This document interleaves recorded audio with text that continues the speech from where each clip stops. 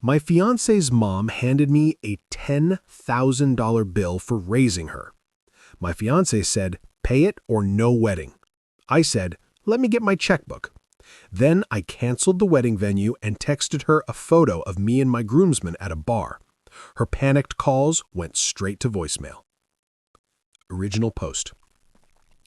I, 29 male, was supposed to get married in 3 weeks. Past tense.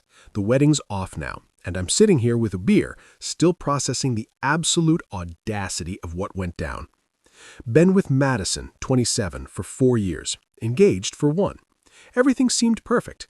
We had similar goals, great chemistry. Her family seemed to like me. Her mom, Diane, was a bit intense, but nothing I couldn't handle. Or so I thought. Last Sunday, we were having dinner at Madison's parents' place for final wedding planning stuff. Seating charts, last-minute RSVPs, typical pre-wedding chaos. Then, as we're finishing dessert, Diane slides an envelope across the table to me. "What's this?" I asked. "Just a little something we need to discuss before the wedding," she said with this weird smile. I opened it. It was an invoice. An actual freaking invoice, itemized and everything.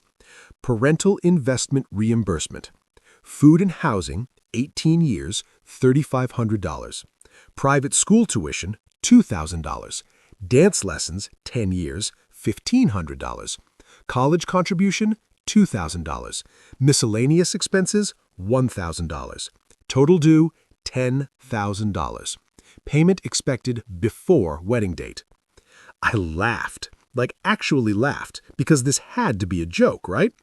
"This is hilarious, Diane. You really had me going there."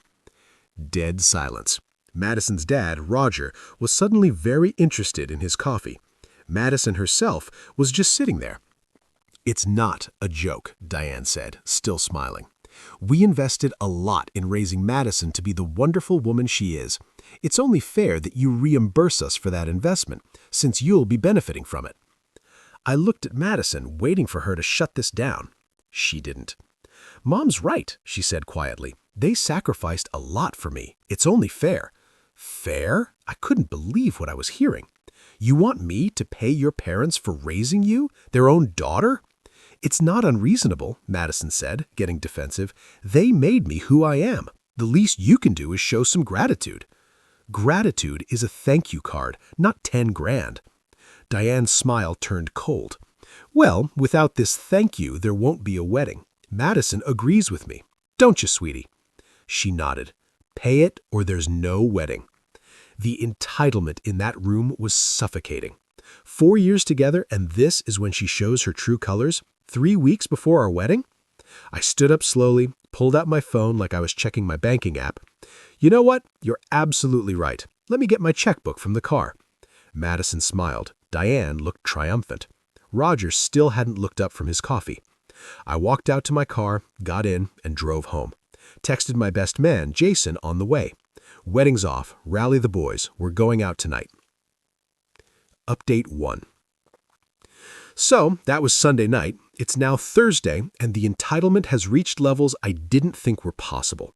First things first, Monday morning I started canceling everything. Venue canceled, got back 70% of our deposit since we were within the 30-day window. Photographer canceled, DJ canceled, flowers canceled. Cake couldn't get a refund, so I told them to deliver it to a nursing home. At least someone should enjoy it. The venue was the Riverside Manor, super exclusive 2-year waiting list. Madison had been dreaming about it since she was a teenager, apparently. Cost me $8,000 just for the space. By Monday afternoon, I texted Madison a simple message. "Regarding your mother's invoice and your ultimatum, I've decided to decline. The wedding is canceled. Your belongings are in boxes on your mom's porch." Then I went completely silent. Phone on Do Not Disturb except for my inner circle. According to Jason, who was monitoring social media for me, I temporarily deactivated mine. Madison posted some cryptic message about difficult times and staying strong. At around 3 p.m. Monday, the comments were all supportive, asking what happened. Tuesday morning, the real circus started. I had to go to work, so I turned my phone back on during lunch. 73 missed calls, 156 texts.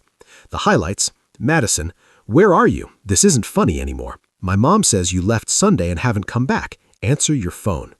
Madison, you can't just cancel our wedding without talking to me. I'm coming to your office. Diane, this is very immature. A real man would have paid. You're destroying my daughter. We can work out a payment plan. $5,000 would be acceptable. Even Roger texted, son, let's talk. But here's where it gets good. Tuesday afternoon, Diane showed up at my office, full Karen mode.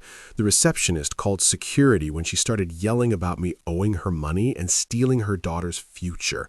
She got escorted out, but not before half my office saw her screaming about how I was a pathetic excuse for a man who doesn't deserve her daughter. Then Madison showed up at my apartment that evening with her sister, Cl18125. I watched them through my Ring camera. They banged on the door for 20 minutes. Madison was crying, Qley was yelling about how I was probably cheating, and this is what guilty men do. I was at Jason's place watching it all on my phone. The boys had gathered for support, Jason, Miguel, Derek, Tommy. We ordered pizza, had some beers, and watched the meltdown unfold. Bro, did her mom really try to charge you for raising her? Miguel asked for the 10th time. Itemized invoice and everything, I confirmed, and Madison backed her up, said pay it or no wedding. Derek, who's a lawyer, nearly choked on his beer. That's basically selling their daughter. They know that, right? Wednesday morning, I got a call from the Riverside Manor. Apparently, Madison had called them crying, trying to uncancel the wedding. They told her the cancellation was confirmed. And here's the kicker. They'd already given our date to a couple on the waiting list that afternoon. The booking was gone forever. According to my buddy who still has social media, Madison posted a long rant about how some men can't handle strong women, and when people show you who they are, believe them. The projection is incredible. But the peak entitlement came Wednesday night. I got an actual email from Diane's lawyer, or at least someone claiming to be a lawyer. It was riddled with legal-sounding nonsense about breach of verbal contract and promissory estoppel, and demanded I either pay the $10,000 or reinstate the wedding and pay for emotional damages. Derek looked at it and laughed. This is either not a real lawyer or the worst lawyer in the state. This is toilet paper. Then Qley started texting me from different numbers. I kept blocking them. Madison had a breakdown. She's not eating. This is your fault. Man up and fix this. Mom says you owe us at least the wedding costs back. Wait, what? They wanted me to pay them for the wedding I canceled because they tried to extort me? This morning, Thursday, I finally responded to one group text that included Madison, Diane, and Roger. To clarify, you demanded $10,000 for raising Madison. When I refused this bizarre extortion attempt, you gave an ultimatum. I chose to end the relationship rather than submit to extortion. All wedding cancellations are complete. Do not contact me again. Any further harassment will be met with legal action. The response was immediate. Diane, extortion? How dare you? We raised a perfect daughter. Madison, you're really going to throw away 4 years over money? My mom was just testing you. This has gotten out of hand. Let's meet and discuss like adults. Just testing me. Just testing me. I sent one final text. A test I'm grateful to have failed. Goodbye. Then I blocked them all. Tonight, the boys and I are going to the bar that was supposed to host my bachelor party. We're calling it my Freedom Festival instead. I'm out $3,500 in deposits, but honestly, cheap price to dodge this bullet. The entitlement, though. Imagine thinking you can charge someone for raising your own child, then being shocked when they say no. Madison agreed with it. 4 years, and she was just pretending to be normal. Tomorrow, I'm returning the ring. It's worth about $7,000. Between that and not paying the invoice, I'm actually up $3,500. I'll update if anything else happens, but honestly, I'm relieved. Update 2.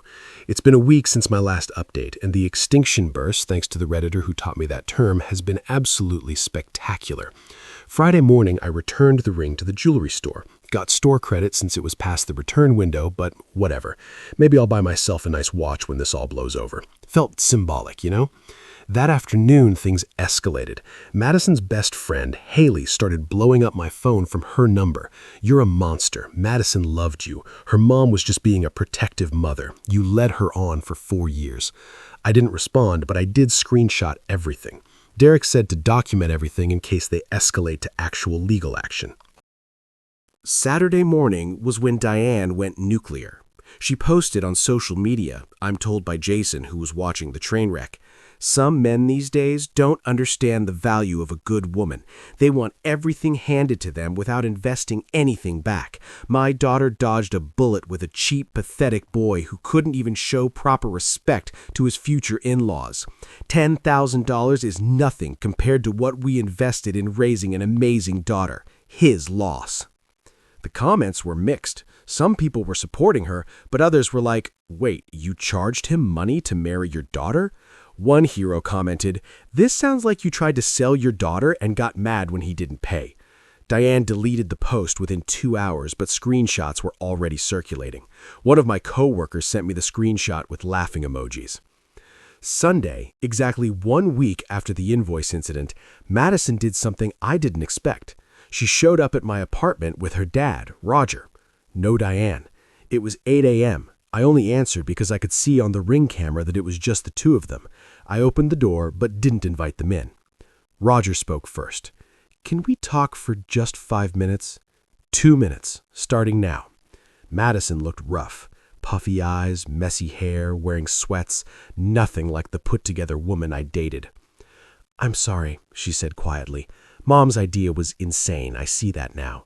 You backed her up, I reminded her. You gave me an ultimatum. I know I was wrong, but can we work through this? Couples therapy? Something? Madison, you tried to extort me. It was your mom's idea and you went along with it. You showed me who you really are, someone who thinks I should pay to marry you. Roger cut in. Look, Diane's Diane. She's always been difficult about money, but Madison's not like that. She literally is, though. She said pay or no wedding. Madison started crying. I was under pressure. Mom said if you really loved me, you'd pay without question, that it was a test of your commitment. And if you really loved me, you never would have let your mom hand me that invoice. Roger tried again. What if we forget the whole invoice thing happened? Can you also forget that I had over 200 people who were coming to a wedding that's now canceled? That I'm out thousands in deposits? That your wife tried to have me arrested for harassment when I wouldn't respond to her texts? Oh yeah, forgot to mention, Diane had actually gone to the police Thursday night claiming I was harassing her. They looked at her evidence, my one text saying don't contact me, and basically told her to stop wasting their time. That was unfortunate, admitted Roger. Look, I said, checking my watch, your 2 minutes are up. Madison, we're done. There's no coming back from this. You and your mom showed me exactly what my future would look like. Every major decision would come with a price tag and manipulation. I'm out. Madison grabbed my arm as I started to close the door. Please, I love you. No, you don't. You love the idea of the wedding, the lifestyle I could provide, the image. If you loved me, you never would have let your mom hand me that invoice. I closed the door. They stood outside for another 10 minutes before finally leaving. Monday and Tuesday were relatively quiet. Then Wednesday hit. I got a call from the Riverside Manor. Apparently, Diane had shown up in person demanding they give her the date back because the cancellation was done without authorization. She claimed she was the one who paid the deposit, lie, and therefore only she could cancel. They called me to confirm I was the sole person on the contract. I sent them the documentation and suggested they might want to ban her from the premises. They agreed. But here's the absolute insane part that happened yesterday, Thursday. Diane sent out save the dates to all the wedding guests, new save the dates for a date 3 months from now. Same venue, which she doesn't have, same time, everything. My phone exploded. My mom called confused, asking if we'd reconciled. My cousins were texting, asking what was happening. My grandmother called worried that she'd missed something. I had to send out a mass message. Madison and I are not together. There is no wedding. Any save the dates you received were sent without my knowledge or consent. Please disregard. The fallout was immediate. Diane had apparently told everyone that we'd worked things out and the wedding was back on with a new date. Madison didn't know about it either. She called me crying, begging me to believe she wasn't involved. My mom's lost it, she sobbed. She's telling everyone you're just being dramatic and you'll come around. Madison, your mom needs help, professional help. I know, I'm trying to get her to stop, but she won't listen to me. Not my problem anymore. But people are calling me asking about the new date. What do I tell them? The truth, that your mom is delusional and there's no wedding. Please don't do this to me. I'm not doing anything to you. This is all consequences of your family's actions. I hung up. Roger texted me late last night. I'm handling Diane. Please don't take legal action. This has been a wake-up call. I texted back, if I receive one more communication from her, or if she sends out any more false information about a wedding, I'm getting a restraining order. He replied, understood. As of this morning, Friday, it's been radio silence. Madison's social media has gone completely dark. Diane's too. Roger never had any. The boys are taking me out tonight to celebrate what would have been my bachelor party weekend. We're going to the same bar, and Jason made us all custom t-shirts that say Freedom Festival 2024 with a picture of a man running from an altar. Tacky? Yes. Do I care? No. My family's been super supportive. My mom said she never liked Diane anyway, but kept quiet because I seemed happy. My dad just said, bullet dodged, son, and offered to help me recoup the deposits through small claims court if needed. The venue coordinator actually called me yesterday to warn me that Diane had tried to book the venue under a different name for the date she'd sent out. They recognized her and declined. She apparently made a scene, and security had to escort her out again. The entitlement is genuinely scary. Like she really thought she could just manifest a wedding into existence without the groom's participation. I'm looking into therapy because honestly, 4 years with Madison and I never saw this coming. Were there red flags I missed, or was she just that good at hiding her family's crazy? Either way, I'm free. $3,500 poorer, but infinitely wiser. Final update. It's been 3 weeks since everything went down. Figured I owe you all one last update because the conclusion to this saga is something. The restraining order became necessary. Despite Roger's promises, Diane escalated. She created a fake social media profile pretending to be me and started messaging vendors trying to reinstate the wedding. She contacted my employer claiming I'd stolen money from her, the deposits I'd paid and then recouped. She even showed up at my parents' house at 11 p.m. on a Tuesday, demanding they talk sense into me. That was the final straw. Derek helped me file for a restraining order. The hearing was last week. Diane showed up in what I can only describe as mother of the bride attire, like full formal dress, hat, the works, to a restraining order hearing. The judge's face was priceless. She tried to argue that I was the one harassing her by publicly humiliating her daughter and destroying her family's reputation. She actually brought the invoice as evidence of something. The judge looked at it and asked, "Ma'am, did you seriously try to charge this man for raising your own daughter?"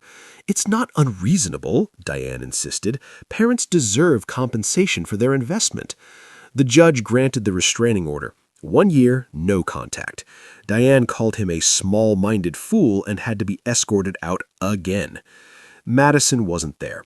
According to Roger, who texted me an apology after the hearing, she'd moved back home and was getting help. Apparently, this whole situation made her realize how toxic her relationship with her mother was. Too little, too late, but at least she's getting therapy. The plot twist came yesterday. I got a call from an unknown number. Almost didn't answer, but something told me to pick up. It was Diane's sister, Aunt Julie.